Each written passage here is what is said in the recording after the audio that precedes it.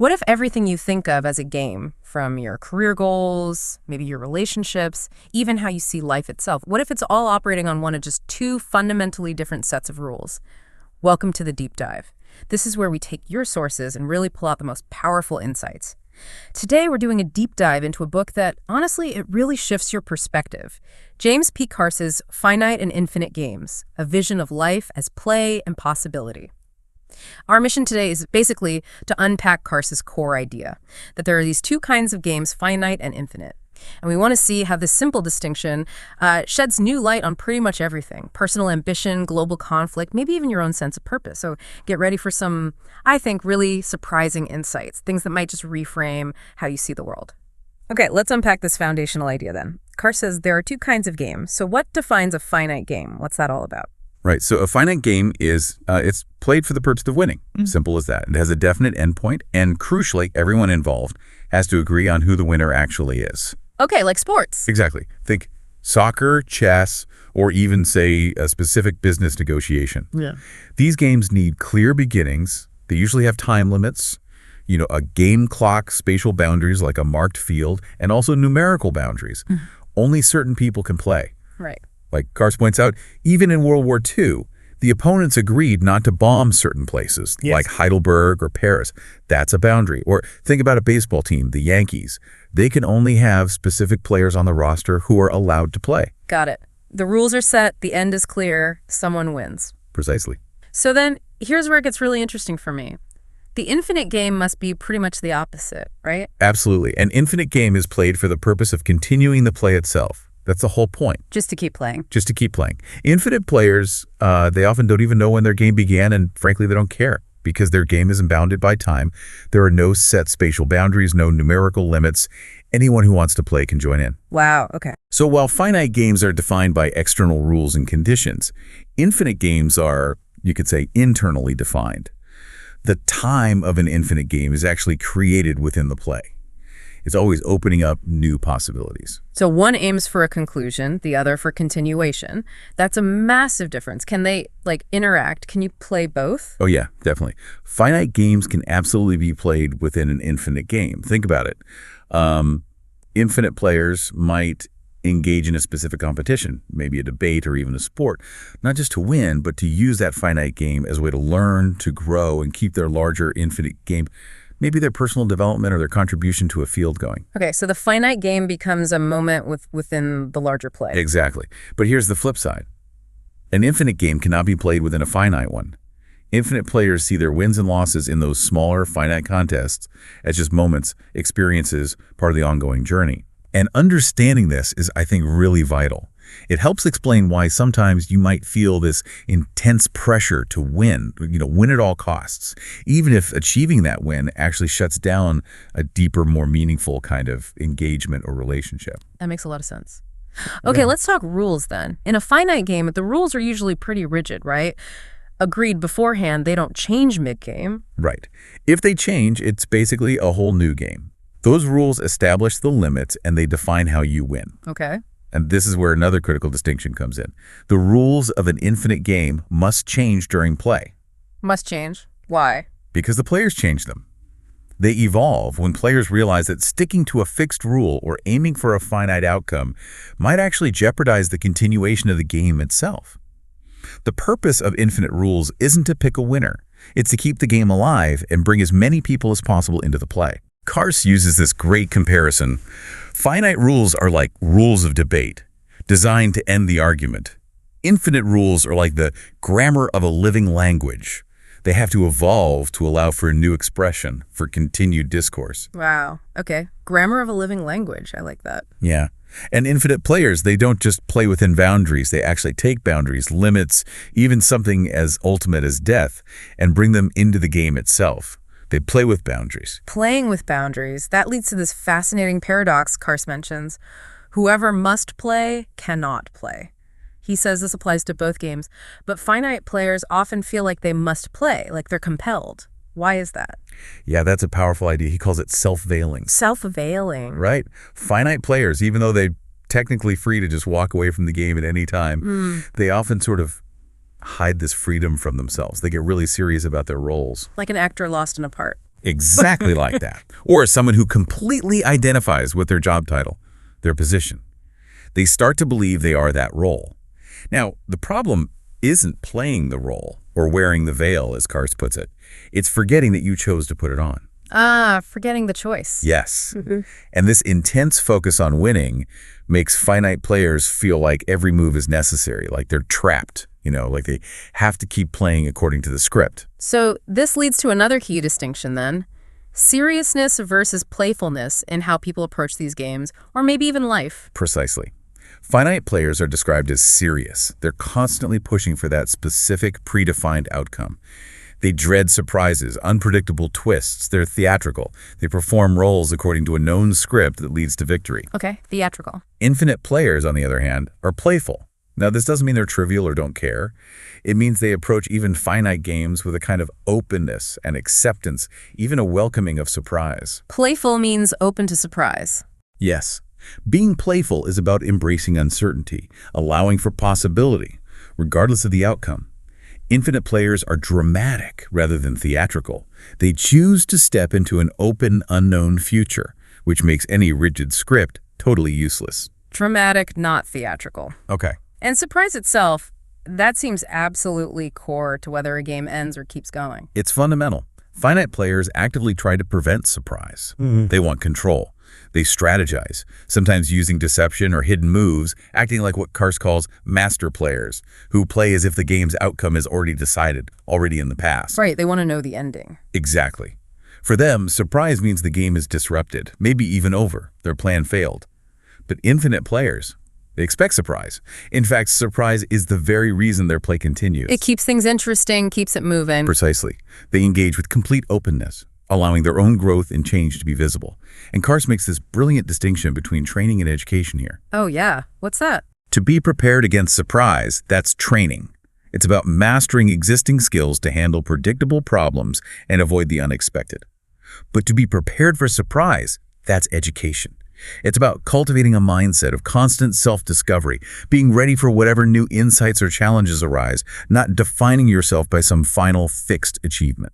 Training versus education, that's powerful. Okay, so let's shift to outcomes. If you win a finite game, what's the prize? What do you get? You win a title. A title? Yeah. Titles are these public recognitions of your victory. Think CEO, PhD, MVP, even having your jersey number retired. They're meant to be timeless, almost eternal, and society kind of works to guarantee that everyone keeps recognizing them. Right, they mark a past achievement. This connects to how Carse talks about death, which sounded pretty intense when I was reading it, maybe a bit counterintuitive. It is intense, yeah. In finite play, death is seen as the ultimate terminal move. It's the triumph of the past over the future. The loser is essentially dead as a player. They're left completely without a title. So not necessarily physical death. Not always, no. It can be symbolic.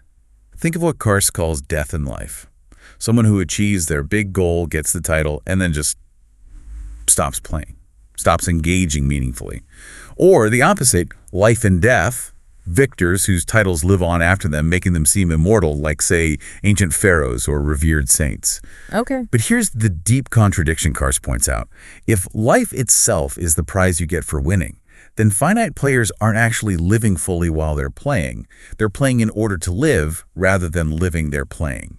Does that make sense? Yeah, playing to live, not living through play. Exactly. And this leads him to say that all finite play is fundamentally play against itself. It's trying to end the very condition of playing. Wow. Okay, that's a heavy thought. So how do infinite players view death differently then? For infinite players, death isn't the end point. It's part of the ongoing process of play. They might die to old ways of being, old identities. They offer their endings, their vulnerabilities, even their mortality as a way to continue the play for others, to open up new possibilities. So they embrace impermanence. Yes, they play as mortals, fully aware of their limits. And Carse says this makes their play truly joyous. It's about learning to start something beautiful, something meaningful, that you know you can't possibly finish yourself. Start something you can't finish. That's profound. Yeah. Okay, so infinite players don't collect titles. What do they have instead? You mentioned names. Exactly. Finite players acquire titles. Titles point backward to a finished past, a completed victory. They often take the person out of the ongoing flow of play. But infinite players, they have nothing but their names. Nothing but their name. Names are usually given at birth, where they point toward an open, unknown future. They prepare you for surprise, for becoming, rather than confirming what you've already done. Okay, titles versus names. That leads us nicely into power. Power feels like a very finite game concept. How does Carse frame that? It absolutely is. Yeah. Power, Carse argues, exists only within finite games. It always presupposes some kind of resistance, and it's measured by how much resistance you can overcome or displace within set limits. So it's about overcoming obstacles. Yes, but it's subtle. It's not just about being powerful in order to win. It's often about winning in order to be powerful, to gain the title, the status. Winning to be powerful. Right, and he calls power inherently contradictory and theatrical, because ultimately that power, that recognition, is bestowed by an audience after the finite game is over. It confirms the winner. Okay, so if finite players are about power, what's the infinite player's equivalent? Is there one? Yes, they play with strength. Strength, not power. What's the difference? Strength, unlike power, can't really be measured in the same way. Carse calls it an opening and not a closing act. Power is about freedom within limits being effective inside the existing rules. Strength is about freedom with limits, the capacity to engage with, adapt, and even reshape those limits. Freedom with limits. Yeah, and anyone can be strong. A strong person, paradoxically, doesn't try to control others. They often create space for others to act freely, to express their strength. It leads to a different kind of freedom. Interesting. Okay, this framework is really expansive. Where does something like evil fit in? That seems like a concept that could break the whole game idea. Carse defines evil very specifically. Evil is the termination of infinite play. Stopping the game entirely. Yes. It's not just competing hard. It's about eliminating the possibility of play for another person or group, often disregarding any rules. His example is the Nazis and the Jews. It wasn't competition for a title. It was an attempt to silence, to eradicate, to stop their play altogether. Right. And the really chilling contradiction Carse points out is that evil often arises from the desire to eliminate what is perceived as evil. The belief that we are the good ones, the last best hope, and therefore justified in silencing or destroying them, the perceived evil ones. Think of phrases like the only good Indian is a dead Indian. That's terrifying feedback loop. It is. So infinite players, instead of projecting evil outwards and trying to eliminate it over there, they try to recognize the potential for evil, the potential to shut down play within themselves. Okay, turning inward. Now, Carse says something simple but profound. No one can play a game alone. How does this finite, infinite idea scale up to collective life, like society and culture? It scales up dramatically. Our social existence is always in flux, always interactive. Carse proposes that we can view society itself as essentially a single, large, finite game that contains many smaller finite games within it. Society as one big, finite game. Yeah. Think about it. Society usually has defined citizenship, who's in, who's out, supposedly inviolable borders, and a very carefully constructed enshrine past its official history. Its power often comes from remembering its victories over other societies. Like memorializing certain historical figures. Exactly. We remember Foch or Lincoln symbols of victory, but tend to forget or downplay figures associated with defeat, like Peyton or Jefferson Davis. And patriotism, in this view, becomes a crucial element. It encourages internal competition, making sure everyone plays their part to strengthen the societal team against external rivals. Okay, so society, finite game. What about culture then? Culture, for Carse, is inherently an infinite game. Okay. How so? It has no fixed boundaries. Anyone, anywhere, can participate. Its past isn't a fixed destiny determined by victories. It's history, an open-ended story, always being reinterpreted. Culture produces things that are fundamentally unrepeatable. You can play Mozart again, but you can't recreate the initial act of genius. Right. Unrepeatable. And here's a key tension. Society often tries to prevent changes to its rules, to suppress what it sees as deviancy. But deviancy, innovation, challenging norms, that's the very essence of culture. So they're fundamentally different. Yes. Society is defined by its boundaries. Culture is defined by its horizon, always expanding, always looking towards what's possible. And this leads Carse to a really provocative claim about patriotism. Which is? That because patriotism aims to contain all possible horizons within the single fixed boundary of the nation or society, it's inherently belligerent, and in its potential to shut down infinite play, inherently evil. Wow, that's a huge claim. Inherently evil. So how do infinite players engage with politics then? Do they just check out? Not necessarily check out, no. Carse says they are political without having a politics. Political without a politics. What does that mean? It means they don't take sides in political battles with that ultimate seriousness of a finite player who needs to win definitively. They don't believe that one side winning will solve everything. Instead, they enter social conflicts dramatically. Dramatically, not theatrically. Exactly. They aim to offer a vision of continuity, to keep the conversation going, to reveal the possibilities beyond the current deadlock.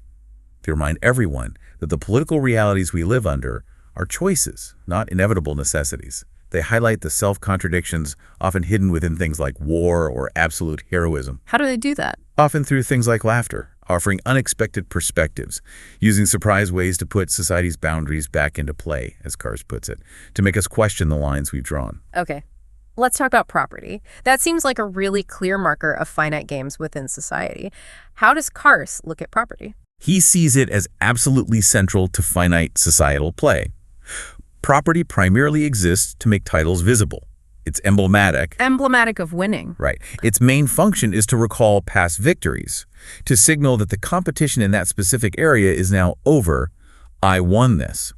And society protects property, interestingly, not just by force, but largely by the free agreement of everyone, including those who lost or didn't compete. Agreement. But for this to work, owners need to introduce a kind of theatricality into their ownership. They have to perform ownership, show the property not just as something they have, but as earned compensation, or as something consumed through leisure. Think Veblen's conspicuous consumption, or even conspicuous abstention from labor. It's a performance that says, I won, and this is the proof. So this performance needs performers. This brings us back to artists, the poietai. Yes, exactly. Society relies heavily on its poietai, its storytellers, inventors, designers, marketers, all kinds of creators to theatricalize these property relations and really all its structures, to make them seem engaging, meaningful, believable. To make the finite game compelling. Right. Carse argues that without them, society would just be too drab and lifeless to be endured. They create the narratives, the symbols, the spectacles that make us want to play this societal game. But you said earlier, artists are also dangerous to society. Precisely. There's the paradox. Poietai are dangerous because they have the potential to remember what has been forgotten. The fact that society is just one type of game, a species of culture, not some absolute necessity ordained by nature or God. They can expose the constructedness of it all. So how does society handle that threat? Societies tend to manage this by either suppressing disruptive artists or more often co-opting them. Think Plato wanting to ban poets from his republic, or state-controlled art in the Soviet Union, or even Carse suggests how museums sometimes end up protecting people from the disruptive power of art by containing it, rather than just protecting the art itself. Containing it, right. True culture, Carse says, breaks out when artists ignore those societal lines, when they bring the audience back into play, affirming the act of creation and play itself, rather than just aiming for a finished product or reinforcing the status quo. Creativity in culture doesn't have a final outcome.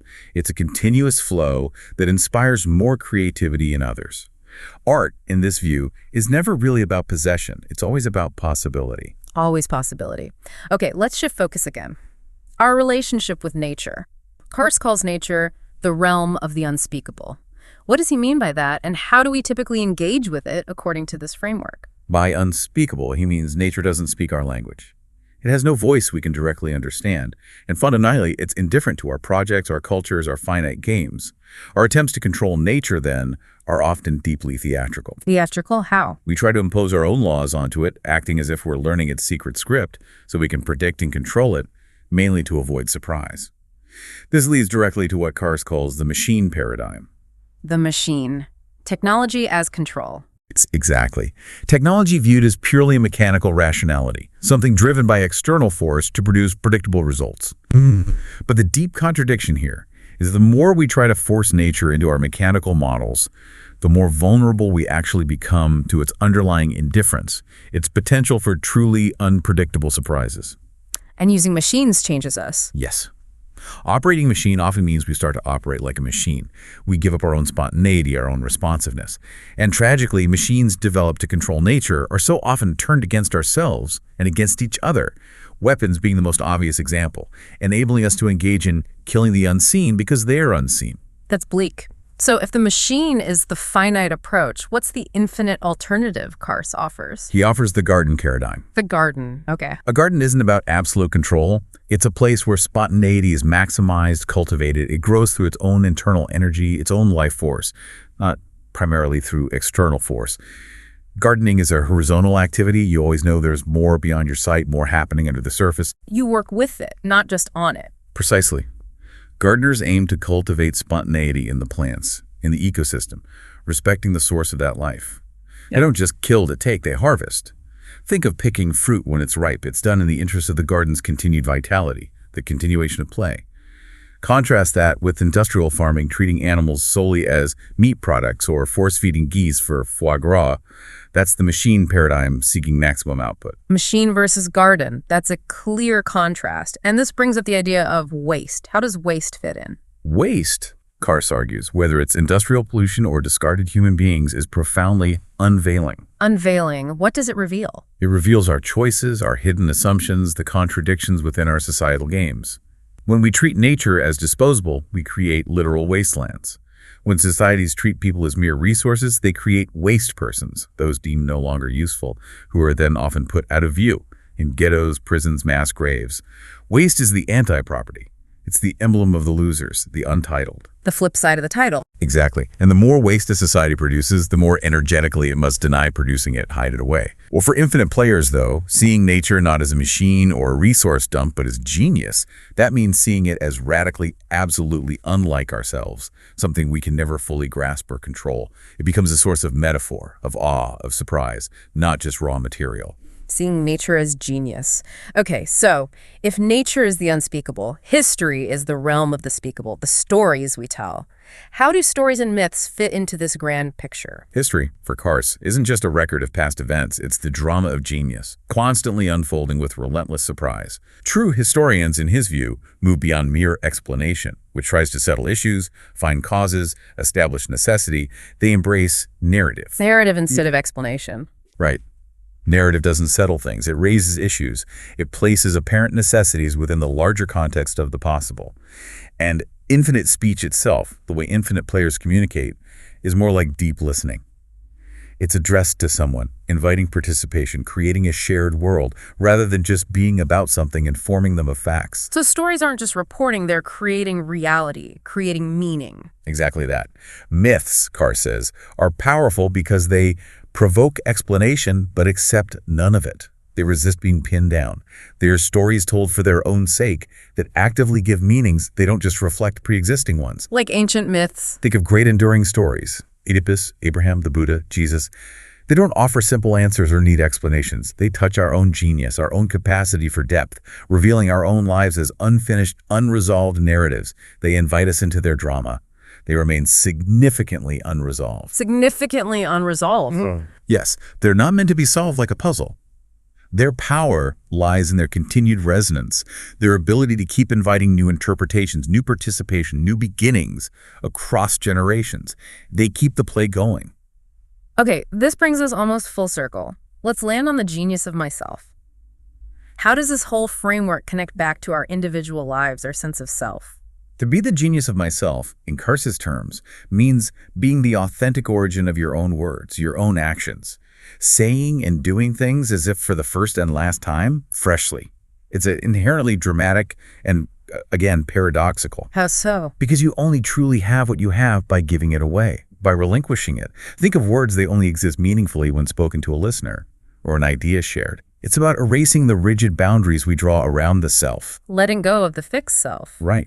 Recognizing your own unique vision, your unique perspective, and understanding that by letting the past be truly past, not letting it define you entirely, you can reshape your life through ongoing originality, through genuine presence. This leads to what Carse calls true touching. Not just physical contact, but a genuine, reciprocal encounter between two centers of being. Responding authentically, which always results in mutual change. And that kind of touching, he says, leads to healing. Not just being cured or made functional again for the finite game, but being made whole. Whole, not just functional. Yes. And even sexuality, for the infinite player, isn't about conquest or winning or performance according to a script. It becomes a drama of origins, a profound matter of touch, open, vulnerable, playful interaction that allows for continuous growth and deepening connection. Wow. What an incredible, really mind-bending journey into Carse's vision. We've gone from the basic difference between playing to win and playing to continue, all the way to how that shapes our freedom, our identity, society, nature, myth. It's huge. It really is a fundamental shift in perspective, and I think the core takeaway really boils down to that move, from seriousness to playfulness, from seeking power over others to cultivating strength within yourself and enabling it in others, from chasing titles based on past wins to living into your name and an open future. From being bound by boundaries to playing with horizons. Exactly. It's about moving from fearing surprise to expecting it, even welcoming it, opening yourself up to more possibility, more continuation, more life. Carse concludes his book with this very simple, very powerful sentence. There is but one infinite game. So maybe the final thought for you, the listener, is this. What finite games are you caught up in right now in your life? Your career, your goals, maybe even how you argue with people? And what might change if you started seeing those not as endpoints, not as things to just win and be done with, but as moments, as opportunities for play within that larger, single, ongoing, infinite game? What would it look like for you to be a truly dramatic player in your own life, continually embracing surprise, rather than just trying to follow a pre-written script to a predictable ending?